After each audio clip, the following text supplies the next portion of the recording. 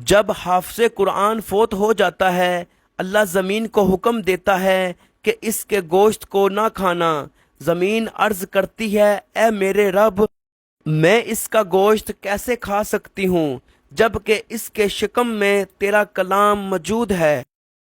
حضرت بلال حبشی تھے، سید نہیں تھے، کالے تھے، سفید نہیں تھے، غریب تھے، امیر نہیں تھے، غلام تھے، آزاد نہیں تھے، ان پڑھ تھے، عالم نہیں تھے، لیکن ان کے تقوی کا یہ عالم تھا کہ آپ مکہ کی سرزمین پر چلتے اور قدموں کی آہٹ جنت میں سنائی دیتی۔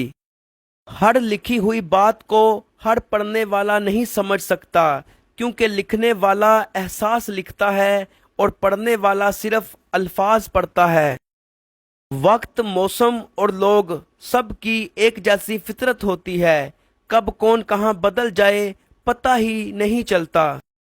بہت خوبصورت ہوتے ہیں وہ رشتے جن میں ناراضگی کے بعد معمولی سی مسکراہٹ زندگی پہلے جیسی ہو جاتی ہے۔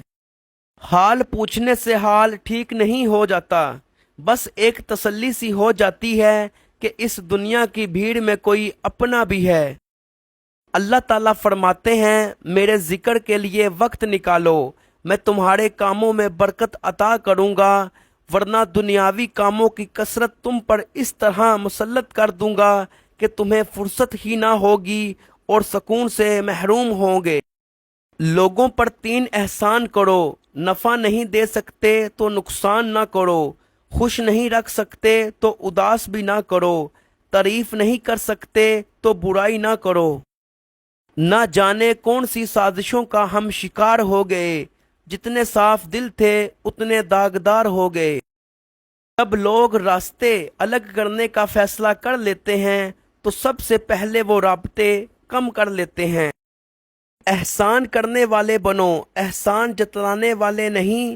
صبر ایک ایسی سواری ہے جو اپنے سوار کو گرنے نہیں دیتی، نہ کسی کے قدموں میں اور نہ کسی کی نظروں میں۔ 3 کام اللہ کو پسند ہیں: ٹوٹے ہوئے دل کو جوڑنا، دل نہ چاہتے ہوئے بھی معاف کر دینا، کسی کے گناہ پر پردہ ڈالنا۔ دل کی صاف صاف بات بتا دینی چاہیے، کیونکہ بتا دینے سے فیصلے ہوتے ہیں اور نہ بتانے سے فاصلے۔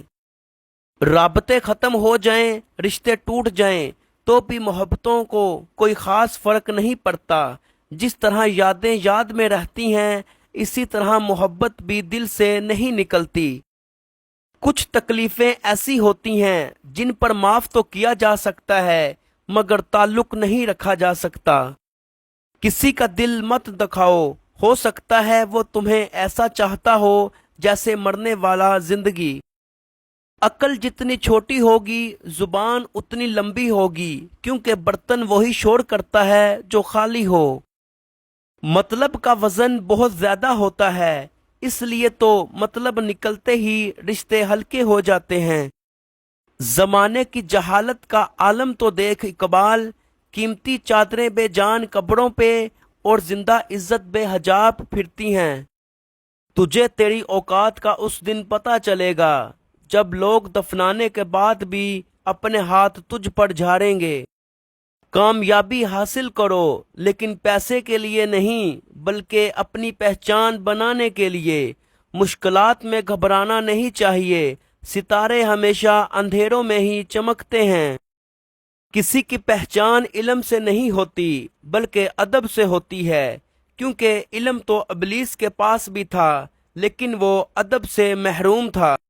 زندگی کی ٹھوکر بڑی نرالی ہے، جب بھی لگتی ہے کسی کی اصلیت دکھا دیتی ہے یا کچھ نہ کچھ سکھا دیتی ہے۔ اللہ کی دی ہوئی ڈھیل کو اپنی چالاکیاں مت سمجھ، جس دن اس نے رسی کھینچ لی منہ کے بل ہی گرو گے۔ لوگ حسد آپ سے نہیں بلکہ آپ کی زندگی میں موجود سکون، خوشیوں اور بے شمار نعمتوں سے کرتے ہیں۔ کسی کی نرمی کو اس کی کمزوری نہ سمجھ، اگر وہ سر جھکا کر چلتا ہے تو صرف اللہ تعالیٰ کے خوف سے۔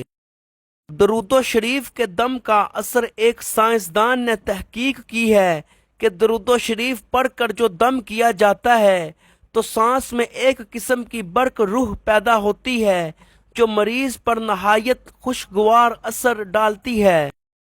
چراغوں سے نہ پوچھو کہ باقی تیل کتنا ہے، اور نہ ہی سانسوں سے پوچھو باقی کھیل کتنا ہے، پوچھو صرف کفن سے، سوئے ہوئے انسانوں سے، عمل زندگی میں ہو تو قبر میں چین کتنا ملتا ہے۔